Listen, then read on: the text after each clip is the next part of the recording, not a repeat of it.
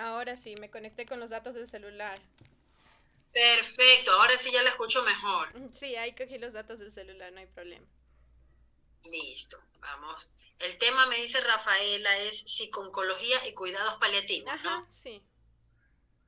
Perfecto. Voy a poner a grabar. Ok. Recording in progress. ¿Qué tal, amigos? Muy buenas tardes. Bienvenidos a su programa Aprendiendo de Valientes. Los saluda Wendy Quinde y por supuesto el día de hoy tenemos una invitada muy especial, un tema bastante interesante y la verdad es que creo que le presten mucha atención porque en algún momento, eh, ya sea por algún familiar o alguien cercano o algún amigo, eh, vamos a tener que de una u otra manera eh, tratar esta situación y son las personas que llegan a sufrir o padecer de cáncer. Está con nosotros la doctora Estefanía Erazo, ella es psicóloga clínica, y con ella vamos a tratar el tema de la psico-oncología y los cuidados paliativos. Estamos hablando de Estefanía. Estefanía, buenas tardes, bienvenida. Gracias por estar con nosotros aquí en Aprendiendo de Valientes. Bienvenida. Buenas tardes, un gusto para mí estar aquí. Espero poder compartirles un poco de lo que he ido aprendiendo estos años a través de la experiencia. Así es. De entrada, mi querida Estefanía, a veces no sabemos cómo actuar ni qué palabras tener para cuando alguien que queremos mucho, una persona muy cercana, un familiar, un amigo, un conocido, una madre, un padre, un hijo, le tienen que dar la noticia de que tiene y de que padece cáncer. Que si bien es cierto, la tecnología y la ciencia ha avanzado mucho y hay tratamientos y hay personas que logran sortear esta situación y logran curarse, hay otras que no. Y ese es el miedo más grande que puede sufrir una persona que le dan esa mala noticia cuando le dicen, usted está con cáncer. Ujú. Estefanía, ¿qué es lo primero que debemos hacer con esa persona que nos trae esa noticia, que la trae deshecha, que la trae desarmada y que no logra comprender por qué y que tiene ese miedo a la muerte? Porque es lo primero que se le viene a la mente a una persona que padece de cáncer o que le dan la noticia que tiene cáncer. Ni siquiera piensa en, me puedo hacer tal tratamiento, o sino que lo primero que dice es, voy a morir. ¿Cuál es esa reacción que debemos tomar con ellos en primera instancia? Bueno, yo creo que se divide en dos. Lo primero es que siempre creo que para nosotros poder contener a alguien tenemos que estar primero un poco tranquilos. Entonces, obviamente, cuando alguien querido nos comunica esto, nos vamos a desestabilizar, nos vamos a poner tristes, nos vamos a poner a llorar. Entonces, como tomarnos unos minutos para tranquilizarnos, ¿no? Como respirar, tratar de centrarnos para luego sí, desde la tranquilidad, poder contener a la otra persona, porque si no, a veces quien va a contar la noticia termina consolando al otro en vez de ser consolado. Entonces es súper importante que primero yo esté lo más estable posible para poder contener al otro. Luego yo creo que más que decirle algo es tratar de darle un oído, escucharlo sin juzgarlo, sin tratar de llevarle la contraria, sino solamente escucharlo, escucharlo, escucharlo, escucharlo, y cuando sintamos que ya como que ha podido desahogarse bastante, entonces sí aterrizarlo un poco a la realidad y centrarnos no tanto en el problema, sino en la solución. Entonces como que, ok, listo, ya tenemos este diagnóstico, ¿qué es lo que sigue? ¿Qué te dijo tu oncólogo? ¿Cuándo tienes la siguiente cita? ¿O te puedo acompañar al hospital? ¿O necesitas que te ayude a hacer algún trámite? Como que centrarnos en qué es lo que viene después. Ya está el problema, ¿qué vamos a hacer con el problema? ¿Cuál es la realidad y de qué manera te puedo sostener prácticamente en esa realidad? Hay personas que se vuelven empáticas en ese Uh -huh, momento y más que nada hemos visto que ocurre con familiares, uh -huh, muy pocos, pero sí los hemos visto de personas amigas y a veces hasta ni siquiera muy conocidos que ven que una persona toma la decisión cuando ya está en el tratamiento y se le cae el cabello, por ejemplo, dando un ejemplo, se le cae el cabello y se queda sin cabello y esa persona llora porque cree que nunca más le va a crecer. Entonces viene esa otra persona, el padre, la madre o a veces el hijo y también se rapa. uh -huh, Y dice, me pongo empático, yo te acompaño en tu uh dolor, -huh. estoy en esto contigo, vamos a lucharla juntos. Ese tipo de conexión, ese tipo de apoyo eh, es es válido, sirve para la persona que está padeciendo esto, o lo toma como que, o puede llegar a tomarlo incluso como que estoy dando pena, estoy dando lástima. ¿Cómo hacer que la persona lo entienda de que estoy contigo y no de que estoy haciéndolo porque me das pena, por ejemplo? Yo creo que más que el sentido de pena o de empatía es que la persona que tiene cáncer y pierde, por ejemplo, su cabello por el cáncer, sabe lo doloroso emocionalmente que es y todas las implicaciones sociales que eso tiene. Entonces, no quiere que nadie pase por ese sufrimiento. Entonces es como que si yo estoy pasando por esto malo, ¿por qué habría de querer que otro pase por lo mismo que yo? Más bien quiero que el otro esté bien y que desde estar bien me pueda sostener, ¿no? Entonces es como que creo que hay otro tipo de ayudas más prácticas que podríamos hacer con la persona, porque al final también la caída del cabello no viene de la mano solamente de no tener cabello como tal, sino de todos los otros síntomas, tanto físicos como emocionales, que ocasiona la quimioterapia en la persona, siendo la caída del cabello el que más se ve, pero teniendo otros muchos que son peores. Entonces es como que, ok, se entiende el concepto de empatía, la buena intención, pero probablemente hayan otras ideas que no se presten para una doble interpretación, sino más bien que la persona las recepte de mejor manera. Así es. En el caso de un psicólogo, todos los pacientes que padecen de cáncer y que están bajo tratamiento en un hospital, aquellos que están hospitalizados, o no sé si aquellos que no están hospitalizados, ¿reciben tratamiento psicológico, Estefanía? ¿Se preocupa realmente las casas de salud encargadas de estos tratamientos y de tener a personas con cáncer? ¿Realmente sí se preocupa por la parte psicológica de las personas? Como para no tomar otro tipo de decisiones drásticas, porque hay personas que se desesperan y como se sienten muy mal, como bien lo mencionaba con la, qué sé yo, tal vez la primera quimio, a unos les resulta fatal, a otros a lo mejor sortean la ola y aguantan la segunda, la tercera, la cuarta, pero a partir de esas como que ya después como que sienten mucho cansancio y creen que es en vano cuando no ven incluso resultados positivos, porque todo el mundo quiere ver resultados pronto, todo el mundo quiere ver ya, la segunda, a la primera, a la segunda ya quieren que el tema haya cambiado y no siempre es así. Entonces, realmente se está brindando en salud pública, por decirlo así, una atención psicológica a las personas con cáncer. Mira, lamentablemente yo creo que el problema de la falta de atención psicológica en el país se da en todas las áreas, ¿no? Entonces creo que, por ejemplo, lo que se suele hacer en los hospitales es que la primera vez que la persona es internada por cáncer, se acerca a un psicólogo como a hacer una evaluación muy corta, muy pequeña, ¿no? Como a decir, oh, veamos cómo estás, cuál es un poco tu historia y poco más. Pero la verdad es que prácticamente nunca se les hace seguimiento más allá de esa primera entrevista. A veces más bien lo que se hace es desde la psiquiatría. Entonces, por ejemplo, si ven que el paciente está ansioso o que no puede dormir, lo medican mediante una interconsulta, pero no solucionan el problema de base, sino que es como que, oh, ok, solamente, Es como quien dice, adormitarlo ajá, nada más. tapamos, ponemos una curita, pero en Exactamente, realidad no vamos al problema de fondo. Y por ejemplo, los cuidadores, es decir, los familiares, nunca son atendidos. Entonces es como que quedan exactamente. en el aire, o sea, como yo te Porque decía, es doloroso, exacto. doloroso ver, por ejemplo, y peor todavía, Ujú, si ese familiar de esa persona que está en tratamiento en ese momento ya vivió esa situación con otro ajá, familiar que ya no está y que exacto. desapareció justamente por esa enfermedad, tener el miedo a que a la persona que está ayudando a cuidar en este momento vea ese mismo escenario y Ujú, diga, Dios, que no pase lo mismo que ocurrió con otra persona, o que ujú, justamente por cómo se van dando las cosas, pierda las esperanzas, porque hay gente que pierde las esperanzas y ujú, no ve más allá de que a lo mejor ujú, el tema no va a ser igual, sino que ujú, puede cambiar. ujú, Y la cuestión de la actitud es muy importante. ujú. Esa determinación ante la vida y ante la situación es realmente aquello Ujú, que va a hacer que tengas el ánimo, que tengas las fuerzas para seguir ujú, adelante, porque seamos sinceros, yo he visto casos de personas que se han deprimido tanto que más les ha afectado y más ha sido un condicionante más fulminante el tema de la depresión que la misma enfermedad. ujú, Y conozco de otras personas que su enfermedad realmente está en una etapa que no brinda mayores escenarios positivos, pero sin embargo su positivismo es único y luego la vemos que, wow, o sea, tanto fue su fe y su buena voluntad y su entusiasmo y su ánimo que no decayó y no la derrumbó y pudo pasarla.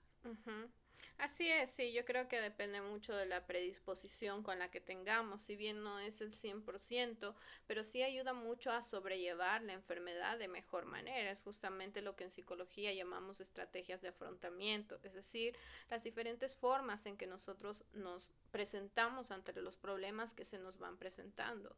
Obviamente, si yo tengo una visión catastrófica, es decir, de que todo va a ser horrible, como tú dices, de pronto basándome en que conocí a alguien que no le fue bien, yo no puedo caer en ese mismo túnel oscuro donde no veo que hay otras personas a las que sí les fueron bien.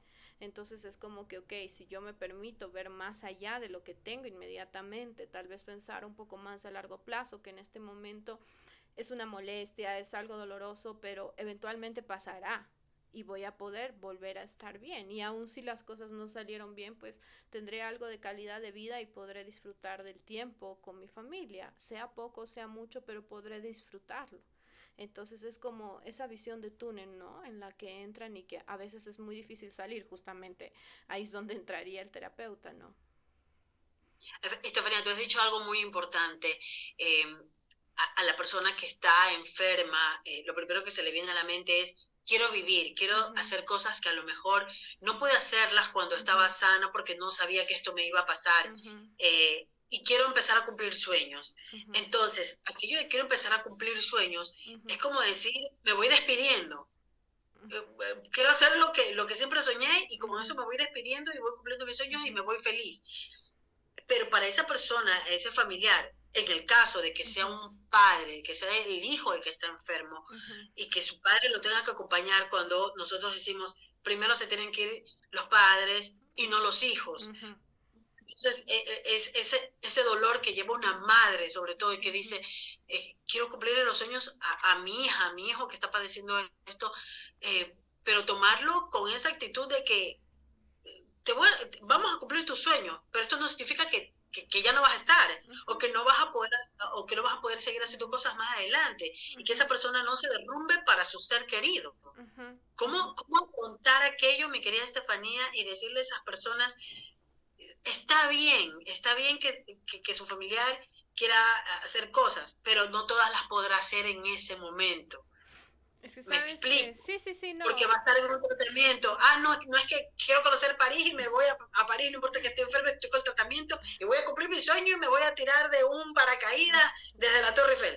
O sea, una cosa así, ¿me comprendes? Sí, sí. Hay cosas que se pueden, hay cosas que no se pueden, pero hacerles entender de que no porque vas a empezar a hacer cosas que no hiciste cuando estabas sano, va a ser lo último que vas a hacer. Sí, es que sabes que es justamente este concepto sobre el que se han hecho muchas películas, ¿no? Del bucket list o lista de deseos. Entonces, yo creo que cuando nosotros nos somos jóvenes, o en general las personas, yo creo que nos creemos inmortales, ¿no? Entonces, como tú dices, por A o B cuestión, vamos postergando cosas a lo largo de nuestra vida. Ya lo hago después, cuando tenga dinero, cuando tenga tiempo, cuando. Y se te va la vida. Entonces, yo por lo menos que trabajo en cuidados paliativos, realmente he estado en posiciones donde escucho muchos arrepentimientos al final de la vida y es bastante triste, ¿no? Entonces, como tú dices, a veces quieren como con esa angustia de ponerme al día, de vivirlo todo, pero como bien Pero es más dices, no triste cuando siempre. es un niño, por ejemplo, cuando Claro, es una sí. criatura que tiene 5 años, tiene 10 años, y tú dices, por Dios, Dios mío, pero si no ha vivido, Ajá, no ha vivido, exacto. Exacto, ¿cómo, exacto. cómo? Es complejo, Claro, ¿no? Es complejo, pero sin embargo, yo siempre digo que una cosa, lo y mejor debe que ser puedes hacer devastador. es escuchar al otro, ¿no? O sea, como permitirte escucharle a tu ser querido lo que te quiere decir y luego, como bien dices tú, cumplir de acuerdo a lo que sea la realidad de esa persona, ¿no? Entonces, depende, me refiero por realidad a la realidad económica, geográfica, médica, porque es verdad, habrá momentos en que pidan cosas y pues luego, lamentablemente, el pronóstico no sea bueno y tal vez sí sean las últimas, pero habrá otras personas en las que solamente sea un impas, ¿no? Como tengo pacientes que, por ejemplo, reciben quimioterapia y radioterapia. Entonces acaban las quimioterapias y de repente se pegan un viajecito que tenían pendiente y luego regresan a las radioterapias. Listo. Entonces es como, ok, vamos a hacer este pequeño sueño, este pequeño deseo, pero luego vamos a continuar con el tratamiento. Listo, genial, es hasta como un premio, una motivación. Entonces más bien tratarlo de ver como eso, como algo que me doy a mí mismo por haber soportado todo esto, ¿no? Y entender, no, que esa angustia de quererme poner al día o de vivir al apuro, tampoco la puedo hacer así como tal, ¿no? Porque también puede traer consecuencias. Es parte de los cuidados paliativos, Ujú, ¿verdad? ujú, Porque por más que ya hayas pasado una etapa, en este caso de las quimios y luego te toquen las radios, ujú, el hecho de que quieras cumplir un sueño no significa que te vas a demandar ujú, haciendo ujú, de todo y claro, que luego regreses igual o hasta peor, porque exacto. no te cuidaste físicamente, porque no te cuidaste en la alimentación, porque Ujú, no tomaste la medicina a tiempo, o porque hiciste cosas que no debías haber bebido, ingerido bebidas ujú, alcohólicas, ujú. qué sé yo, etcétera, etcétera, ¿no? Ujú, exacto, exacto. Todo con cuidado y como te digo, adaptado. Todos los tipos de cánceres son distintos, cada persona es distinta, entonces pues de la mano del oncólogo y las sugerencias que él pueda dar es como adaptamos las diferentes situaciones que la persona quiera, ¿no? Yo a veces siempre les digo a mis pacientes que no tienen que perder el sentido de la temporalidad, es decir, saber que aunque en este momento no lo vaya a cumplir o no lo pueda hacer, no significa que nunca lo voy a poder hacer, solamente que lo estoy postergando y que más adelante lo podré hacer, como que tener un tiempo, ¿no? Un margen de tiempo que a veces se nos pierde cuando estamos en la angustia de un tratamiento que parece interminable. Se vuelve interminable, Ujú, claro, ujú, una odisea. ujú, Estefanía, eso con los adultos que lo podemos ujú, asimilar y hasta entender. ujú, Y en el caso de los niños, ujú, en el caso de un niño que ve por la ventana que otro niño está jugando, ujú, que ve que el compañero de cuarto a lo mejor ya terminó sus quimios y se puede ir a casa y él continúa y ujú, continúa y continúa, y que a lo mejor su cuadro cada vez es menos agradable, menos ujú. positivo, con ellos, ¿cómo es esa interacción, Estefanía? Sabes que los niños tienen dos cosas, una que es buenísima y que los protege mucho, y es que no saben, no tienen ideas previas, no son como nosotros los adultos que como tú dices, Ya estamos ya, ajá, preconcebidos. ya tuve este amigo, ya sé lo que es una quimio, ya sé lo que es un cáncer, ya sé todo, o sea, los niños no saben, no tienen idea. Entonces esa inocencia les protege muchísimo, ya que no entienden, no saben qué va a pasar y solamente lo que me diga papá, mamá o el doctor es mi realidad y no sé más. Entonces, eso por un lado les protege muchísimo. Ahora, por otro, es verdad que maduran y crecen mucho más rápido, ¿no? Porque como tú dices, pasan ciertas cosas que evidentemente les hacen Son replantearse difíciles, sus bueno. cosas. Sin embargo, creo que con los niños, pues no dejan de ser niños, ¿no? Entonces, con ellos uno se comunica incluso terapéuticamente a través del juego. O sea, literal, llevar juguetes, libros, sobre todo ahora en esta época hay, por ejemplo, como muñecos que tienen la misma apariencia física de los niños de cáncer, sin cabellito, con pañuelitos, con ciertas cuestiones. Entonces, como que buscar juguetes incluso que les permitan identificarse, simbolizar ese dolor y no sentir que son los únicos que están pasando por eso, sino que hay alguien más que está en su misma posición, ¿no? Entonces es como a través del juego tratarles de explicar, a través de los cuentos tratarles de explicar lo Una que nueva está condición, pasando, claro. ajá, irles explicando, sobre todo yo digo hablar, hablar, hablar, hablar, porque a veces se cree que porque son niños no están entendiendo nada, pero la verdad es que sí entienden y muchas veces se Son bastante sienten, receptivos. ajá, y a veces se sienten confundidos porque nadie les explica nada, como que dicen, no, no, no le digas a mi hijo, pero se pierden, ¿no? O sea, y más les da miedo no saber o no entender antes que saber. Entonces es como que solamente encontrar la manera de decírselo, como te digo, a través del juego, de los libros, de dinámicas, todo chévere, todo bonito, adaptado, pero que sepa, para así ir perdiendo el miedo y no quedarse con dudas que no puede resolver y que tal vez encuentre la respuesta en los lugares inadecuados. Para seguir siendo empáticos, Estefanía, ¿qué tan recomendable es para aquellas personas que tenemos nuestros hijos que felizmente, gracias a Dios, están perfectos de salud, que no tienen aquello, pero nunca sabemos Uh -huh, con la vida, con las cosas que pasan en la vida, uh -huh, llevarlos a que uh -huh, conozcan a niños así, a personas así, a que vayan y, qué sé yo, compartan con ellos una oración, un día de recreación y hacerles sentir a las personas que no están solas, que aparte de sus familiares tienen otras personas que están de una u otra manera acompañándolos en ese momento difícil, pero que a su vez les llevan un mensaje de que todo va a estar bien.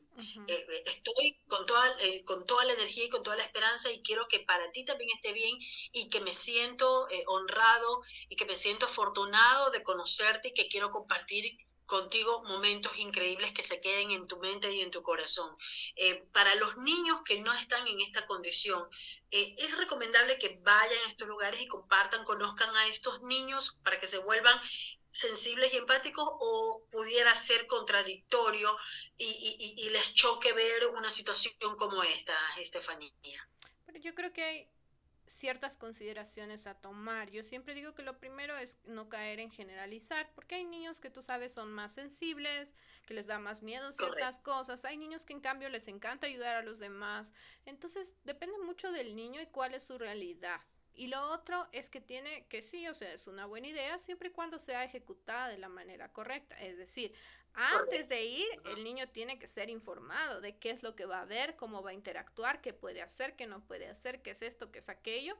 Y luego que de preferencia obviamente no sea dentro de un hospital, porque incluso médicamente es riesgoso. El niño está vulnerable, no tiene muchas defensas, aún no completa su esquema de vacunas, entonces como que mejor es dentro de, yo qué sé, una fundación, algún lugar donde haya como un poquito de neutralidad, donde no hayan tantos estímulos del ambiente como que lo puedan sugestionar a tener miedo o angustia. Entonces como Okay. que tratar de generar un ambiente lo más normalizado posible con las precauciones que obviamente ellos tengan que tener. Entonces es como que, ok, yo qué sé, tienes un compañerito que tiene cáncer, invitémosle a la casa a comerse algo, le invitamos una horita, 2 horitas y listo, le llevamos al cine o lo que sea, o de pronto si una fundación hace un evento, yo qué sé, por el Día del Padre, vamos, pasemos un ratito, compartamos con ellos, llevemos alguna cosita para donar y listo. Entonces es como algo muy supervisado, muy controlado y no así como que lanzarle de la nada, sino Claro. con esa preparación previa. Entonces, si lo hacemos de esa manera, chévere, porque se genera como una cadena de apoyo, ¿no? Como un sentido de ayuda y de empatía real, sin tener las consecuencias del miedo que se podría presentar. Correcto. Es lo que para lo cual fue justamente Ujú. direccionada mi Exacto. consulta, para que Ujú. sea una empatía real, Ujú. porque hoy por hoy vemos a mucha gente desconectada de la realidad, Ujú. sin total apego absolutamente Ujú. a nada de las cuestiones sentimentales y todo Ujú. lo material, y uno dice a veces, wow, o sea, esa persona ve que alguien está siendo atropellada y lejos de ayudarla, está grabando solamente por unos likes. O sea, a eso iba direccionada Ujú. mi Ujú. inquietud, Ujú. porque lo que queremos en nuestros niños hoy por hoy y a Ujú. las nuevas generaciones es crear conciencia y que sean realmente Ujú. empáticos y no es que, ves que está ocurriendo tal cosa y solamente te dedicas a tomar fotos y a grabar y no, no, sino que vean la realidad de la vida. Pero dentro de los cuidados paliativos, mi querida Estefanía, ¿cuáles son las recomendaciones para aquellas personas que en este momento están padeciendo de cáncer y que dicen, me estreso porque me prohibieron esto, me prohibieron lo otro, no puedo comer esto, ahora no puedo comer lo otro, ahora no puedo hacer esto, ahora no puedo hacer lo otro, sino que sientan otra cosa, que sientan Ujú. un cambio de vida para bien y que no lo sientan como que están reprimidos a que ya no son lo mismo de antes? Yo creo que son dos cosas, ¿no? Solo un puntito para agregarte a lo anterior, justamente, mira, también se da mucho que hay gente que hace voluntariado en hospitales, tal vez con las mejores intenciones, pero suben 30 fotos a redes sociales. Entonces es como que es algo muy delicado, son niños en situación de vulnerabilidad, de por sí a los menores de Así es, edad no se les puede tomar fotografías, entonces, correcto. como tú dices, hay que Y, hacerlo algo para y más, siempre más allá digo, del like. voluntariado, cuando quieres Sí, hacer algo de corazón, no no tiene, necesitas exacto, mostrárselo al mundo, es para exacto, ti. O exacto. sea, Ujú. Eso como por acotarte. Ahora, sí, sabes que yo creo que hay dos cosas fundamentales. La primera es la aceptación de mi nueva realidad.